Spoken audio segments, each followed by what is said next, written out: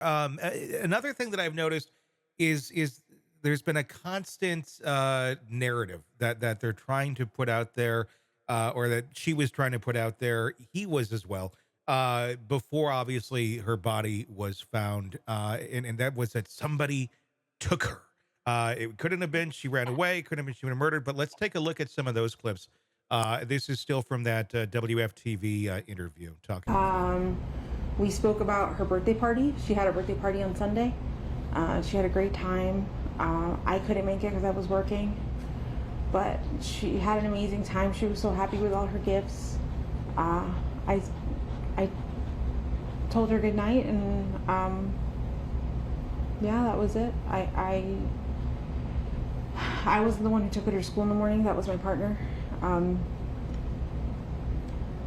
yeah. 13? She's 13 years old, yes. 13, Madeline? Madeline. Madeline. What are you thinking right now?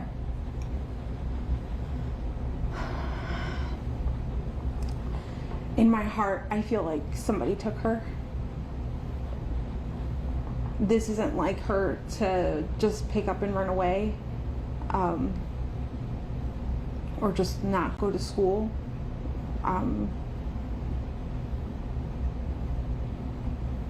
I don't know what to think. Friends, the friends' parents, you've contacted and Everyone. went through every single person? Everyone that we know that she knows, we've contacted them all, reached out to them. The parents have gone out to search and look for her as well.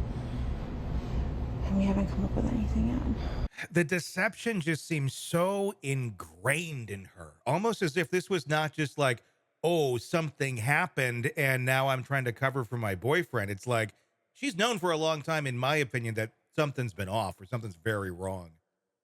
Yeah, well, the other thing I want to mention to you, the birthday party is the big deal. Yeah. So Yeah. what we find out about in murders, oftentimes when there's an event, and especially when they bring it up, which has to do with the birthday, and the timing of it was the day after the birthday party. The birthday party, something there is what the trigger was. There was a trigger from the birthday party. She wasn't there. She said she wasn't working, or she was working. It's her 13th birthday. Yeah. That's significant for a young woman, right? She said that she really had a good time. Also, and she says that when she got home, she kissed her good night. That's a sign she was already dead, by the way. Anytime somebody adds that and injects it into a story that says that they kissed him good night, that's usually a significance in statement analysis. The person is already dead. She was already dead. Okay. She didn't kiss her. Wow. The other word was taken. Anytime a person adds the word taken is also a final word. It's like gone. Like not instead of saying my daughter's missing or saying she's gone, usually gone or taken are usually signs that they're dead. This is what we find in statement analysis and police reporting, thousands and thousands, and we find that there is a perpetual, what I say is, what's the word I want to say? Is there is common, Okay. okay, with like a common thing that we see as a thread of commonality. So, anyway, so I think it's the birthday party that ensued. I think that something happened. We don't know. We do know there was pictures that they found, right? We Mhm. already know.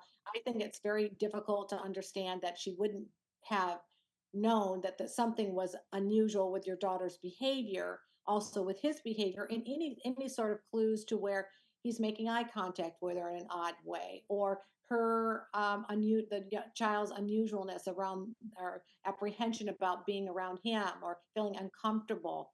There had to have been something. She couldn't be that blind. Yeah. She just couldn't be. And something occurred. She was dead then. Look at the fear response, and then remember she tails off and then she's always like, and well, that's all. Yeah. It's statement over. Story Yeah. builds up and gives you all this irrelevant information. And she's also setting the scene for, we have looked everywhere, everybody has found nothing. So she's just Yes. setting the stage. That's all she's doing. That is a big one. And that's one of those things that I've noticed quite a bit is she's literally dismissed searches for her daughter while she was missing. I'm going to go to that one right now. This is from the Fox 35 interview initially. I'm staying at home, staying by the phone, hoping she just appears. Um, I know my entire family is out looking. They've all spread a bunch of flyers. I've had people contact me that they've gone to the international airport to spread flyers, to Amtrak, to Greyhound, just any way that if someone's taken her and they're trying to take her, just to show her face, just to make sure, she's not being taken against her will. Did that. She's She staying said by the taken phone. like 3 or 4 Yeah, times. and there Yeah. was also a mention in this, and I don't know if it was in that clip or not, where where she mentions, I don't think they're going to find her over by the woods. I don't think they're going to do that. And that to me was also uh, very bizarre as to why one would dismiss someone who's actively searching for your daughter. Be like, yeah, I don't think they're going to find him.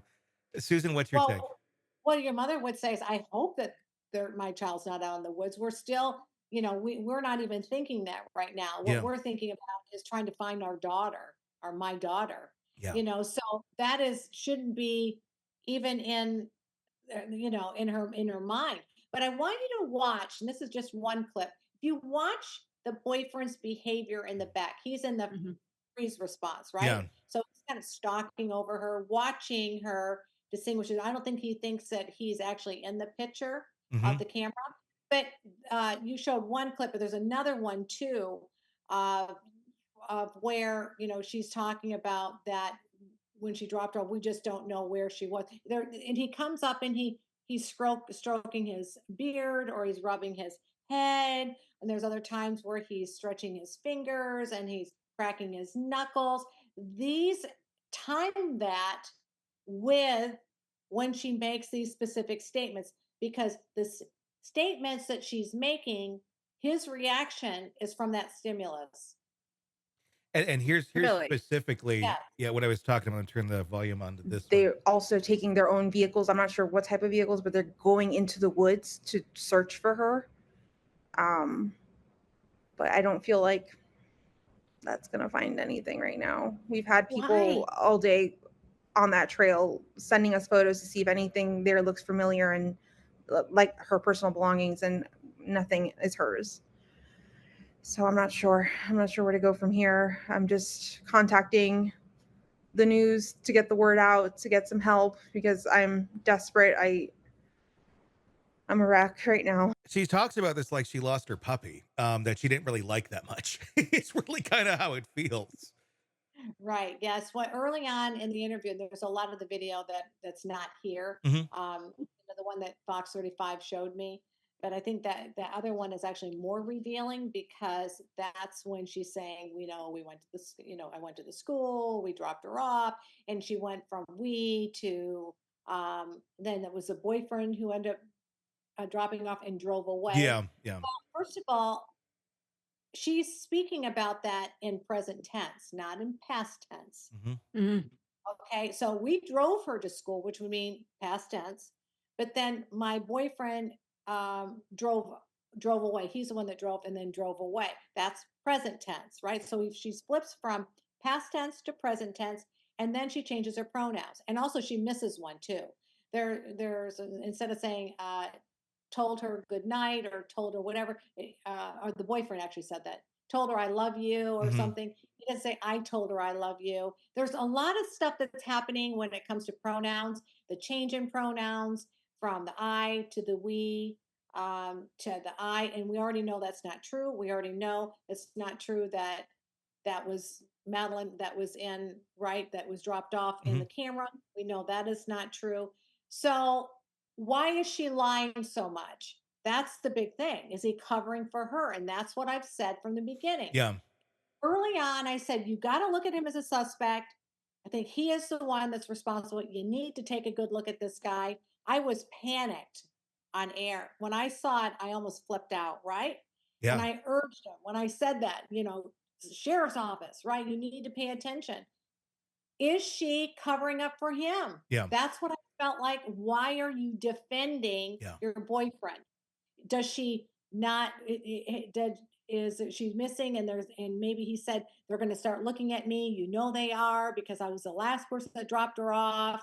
And then she goes, yeah, yeah, yeah, well, we can't say that story because that's going to get you in trouble. We just have to focus on trying to find her. Yeah. And he's playing this game behind the scenes, and she's maybe naive and feeding into it, but I think that she did know something was wrong, especially when you look at the part where she says, I kissed her good night. There's too many clues in deceptive language that led to believe that she knew she was dead already. So Well, why yeah. is she covering up? I have no idea. And it's sick because if you're to go into analyzing, why is she covering up for him? Then you start to kind of look at all these charges that he has against him now, the Yeah, multiple years of sexual abuse that's been on camera. I mean, and you kind of go, how did you not know this was going on in your home?